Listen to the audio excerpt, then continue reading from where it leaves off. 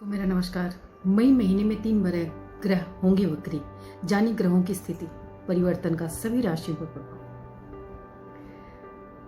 मई महीने में होने वाले वक्री ग्रहों का प्रभाव ज्योतिष की दृष्टि से ग्रहों के स्थान परिवर्तन को लेकर मई का महीना बहुत ही खास है, क्योंकि 11 मई यानी कि आज से 14 मई के बीच 3 ग्रह वक्री अवस्था में रहेंगे। 3 ग्रहों का एक समय में ऐसे वक्री चाल चलना ज्योतिष के साथ साथ खगोलीय क्षेत्र में भी एक बहुत ही विचित्र घटना है। हालांकि ये ग्रह वक्री तो होंगे, लेकिन इनकी स्थिति नहीं बदलेगी। कुछ समय बाद इनकी स्थिति में बदलाव देखा जा सकता है। तो चलिए आपको बताते हैं कि वे कौन से 3 ग्रह हैं जो 11 मई से 14 मई के बीच वक्री की अवस्था में रहेंगे। और कोरोना काल में जब सभी लोग बेहद परेशान हैं, तो इन ग्रहों की बदलती चाल का सभी 12 राशियों के जातकों पर क्या प्रभाव देखने को मिलेगा, आइए जानते हैं। ये 3 ग्रह बदल रहे हैं अपनी चाल। आइए जानते हैं कौन कौन से ग्रह हैं। सबसे पहला ग्रह आता है शनि, जो इस महीने के दौरान 11 मई 2020 को सुबह 9:27 अपनी स्वराशि मकर में वक्री हो चुका है। शनि 29 सितंबर 2020 प्रातः 10:30 पर तक वक्री गति में रहेंगे। शनि की यही अवस्था कुल 141 दिनों तक रहेगी। दूसरा ग्रह आता है शुक्र, जो 13 मई को दोपहर 12:12 पर अपनी स्वराशि वृषभ में वक्री गति में हो जाएगा। यह 25 जून 2020 तक वक्री अवस्था में ही रहेंगे। शुक्र की स्थिति कुल 44 दिनों तक रहेंगी। वक्री चाल चलने वाले ग्रहों में तीसरा और आखिरी ग्रह है देवगुरु का बृहस्पति, जो कि शनि के स्वामित्व वाली राशि मकर में प्रवेश करेगी। बृहस्पति 14 मई शाम 7:58 पे वक्री चाल चलते हुए मकर में प्रवेश कर रहे हैं। बृहस्पति की यह वक्री स्थिति 47 दिनों 47 डेज तक रहेगी। इसके बाद यह 30 जून 2020 को सुबह 5:25 अपनी स्वराशि धनु में वापस आ जाएगी।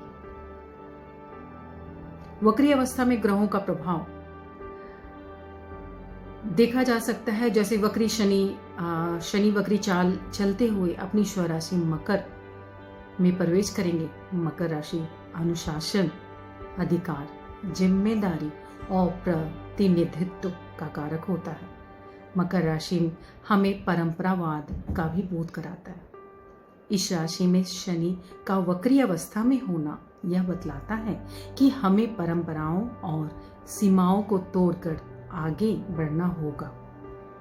जो भी चीजें और समय हमने खुद के लिए निर्धारित किया है, हमें उन पर डटे रहने के बजाय अपने स्वभाव में थोड़ा सा फ्लेक्सिबल होना पड़ेगा, तभी हम आगे बढ़ सकते हैं। इस समय अभी में कोशिश करें कि आप किसी भी दायरे में बंधकर ना रहें और अपने सभी कार्यों और सबसे महत्वपूर्ण अपनी सेहत की जिम्मेदारी जरूर लें। वक्री शुक्र ग्रह भी अपने स्वराशि वृषभ में वक्री गति में होगा। वैदिक ज्योतिष के अनुसार वृषभ राशि चक्र का काल पुरुष की कुंडली का दूसरा चिन्ह है।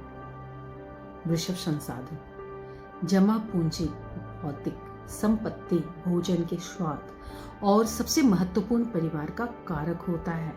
इसलिए शुक्र का वृषभ राशि में वक्री गति में रहना यह बतलाता है कि यह हमारे पास मौजूद चीजों का आकलन करके उसका लाभ उठाने का सही समय है। कोई भी निर्णय सोच समझ कर करना चाहिए। शुक्र प्रेम, सौंदर्य, रोमांस का प्रतिनिधित्व करता है। इसलिए यह अवधि आत्मनिरीक्षण और पिछले अनुभवों से सीखने के लिए अनुकूल है। आगे देखा जाए, जैसा कि हम सभी बीते कुछ समय से कोरोना के चलते लॉकडाउन की वजह से अपने अपने घरों में कैद हो गए हैं, तो इस दौरान आप अपनी रचनात्मक और अपने अंदर छुपी किसी भी प्रतिभा को उजागर कर सकते हैं। इसके अलावा आप उन रिश्तों को भी दोबारा तरोताजा कर सकते हैं। जिनमें समय के अभाव ने दूरियां लाकर आप सबके बीच में खड़ा कर दिया। यह सोचने का भी समय है कि रिश्तों में संतुलन लाने के लिए क्या नया किया जा सकता है। इस तरह आगे देखते हैं, वक्री बृहस्पति वक्री चाल चलते हुए मकर राशि में प्रवेश करेगा। बृहस्पति अपनी इस चाल में दोपहर अवस्था में रहता है। ज्योतिष के अनुसार यह ग्रह बुद्धिमत्ता और ज्ञान का प्रतिनिधित्व करता है। यह समय एक कदम वापस लेने और यह देखने के लिए सही है कि हमने बीते वक्त में क्या सीखा है और प्राप्त किया है। इस अवधि में आपको अपने आप को थोड़ा समय देना चाहिए और परेशानियों का हल बाहर ढूंढने के बजाय जवाब आपके अंदर ढूंढना चाहिए। ऐसा करना आपको मानसिक परेशानियों से बचाएगा। साथ ही आप शांत मन से अपने विवेक का इस्तेमाल करें। आने वाले समय के लिए बेहतर योजना भी बना सकते हैं। वक्री ग्रहों का सभी 12 राशियों पर इसका क्या प्रभाव पड़ेगा, मैं आपको नेक्स्ट वीडियो में आप सभी से शेयर करूंगी। आज के लिए आप सभी का बहुत बहुत धन्यवाद। मैं मनीषा गुप्ता, एस्ट्रोलॉजर। धन्यवाद।